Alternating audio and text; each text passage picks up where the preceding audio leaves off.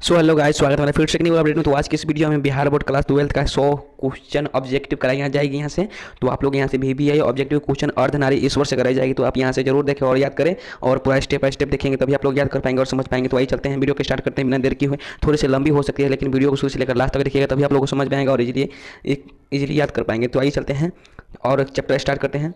चलिए, अर्धनारीश्वर पाठ के लेखक कौन है? अर्धनारीश्वर पाठ के लेखक कौन है आप लोग बता सकते हैं? इसका आंसर कौन हो जाएगा? तो इसका आंसर हो जाएगा बी, रामधारी सिंह दिनकर। चलिए नेक्स्ट चलते हैं नेक्स्ट में। चलिए, रामधारी सिंह दिनकर की रचना कौन सी है? रामधारी सिंह दिनकर की रचना कौन सी है तो आप लोग बताइए इसका। तो अर्धनारीश्वर की रचना है अर्धनारीश्वर है। रामधारी सिंह दिनकर की रचना अर्धनारीश्वर है।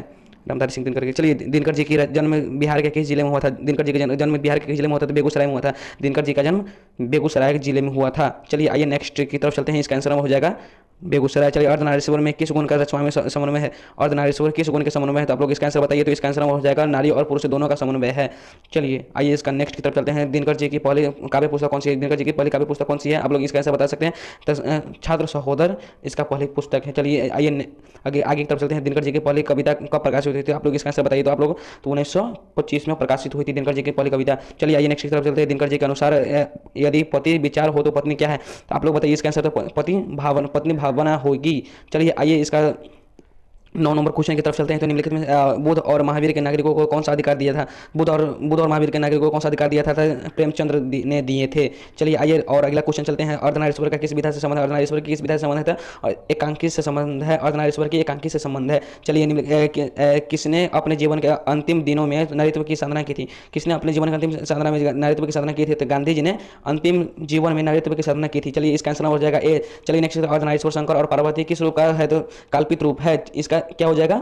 नहीं, इसका आंसर क्या कौन सा होगा? आप लोग इसका आंसर बताइए तो कंफ्यूज हो जाते हैं। हाँ सही होगा, कल्पित ही होगा। चलिए इसका आंसर हो जाएगा बी। चलिए नेक्स्ट की तरफ चलते। प्रेमचंद्र के अनुसार नारी जब पुरुष के गुण सीखती है तब क्या हो जाती है? आप लोग इसे बताइए। तो राक्षसी हो जाती है। जब नारी पुरुष के गुण सीख लेती है तो वह राक्षसी के समान हो जाती है। चलिए आइए नेक्स्ट क्वेश्चन की तरफ चलते हैं। निम्नलिखित में से कौन सी रचना दिनकर जी की नहीं है? तो आप लोग इसका आंसर बताइए। तो निम्नलिखित में कौन सा दिनकर जी की रचना है? परशुराम की प्रतीक्षा दिनकर जी की नहीं है।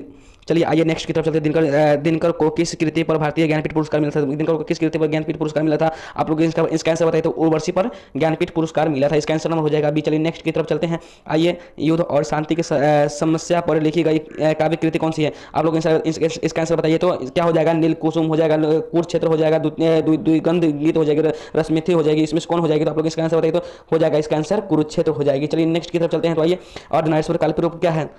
अर्धनारीश्वर शंकर और पार्वती की कल्पित रूप है। इसके क्या है? शिव और पार्वती की है। चलिए शॉर्ट में आप लोग समझ जाएंगे और इसीलिए आपको शॉर्ट में समझा रहा हूँ। गंधारी थी। गंधारी कौन थी आप लोग बताइए। तो गंधारी एक दुर्योधन की माँ थी गंधारी। चलिए आइए नेक्स्ट की तरफ चलते हैं। प्रेमचंद्र थे। प्रेमचंद्र क्या थे? प्रेमचंद्र कथाकार थे।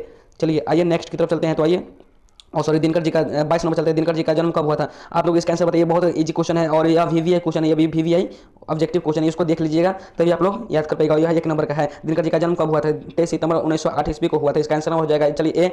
चलिए नेक्स्ट तरफ, दिनकर किस युग के कवि है? दिनकर जी किस युग के कवि है? दिनकर जी छायावादोत्तर युग के कवि हैं। चलिए नेक्स्ट की तरफ चलिए, इसका आंसर हो जाएगा सी। आइए, इस संस्कृति के 4 अध्याय किसकी कृति है? संस्कृति के 4 अध्याय किसकी कृति है? तो रामधारी सिंह दिनकर की संस्कृति के 4 अध्याय दिनकर जी की कविता है। चलिए नेक्स्ट की तरफ चलते हैं। कौन सी कृति रामधारी सिंह दिनकर की लिखी हुई है? आइए इसका आंसर बताइए। तो कौन सी कृति रामधारी सिंह दिनकर की लिखी हुई है? तो शुद्ध कविता की खोज दिनकर जी की लिखी हुई है। चलिए आशा करता हूँ कि आप लोग वीडियो अच्छी लगी हो तो लाइक, कमेंट और सब्सक्राइब कर लें ताकि फर्स्ट नोटिफिकेशन आपके फोन पर गिरे और फर्स्ट बार में आप याद कर पाएंगे और चेक कर पाएंगे।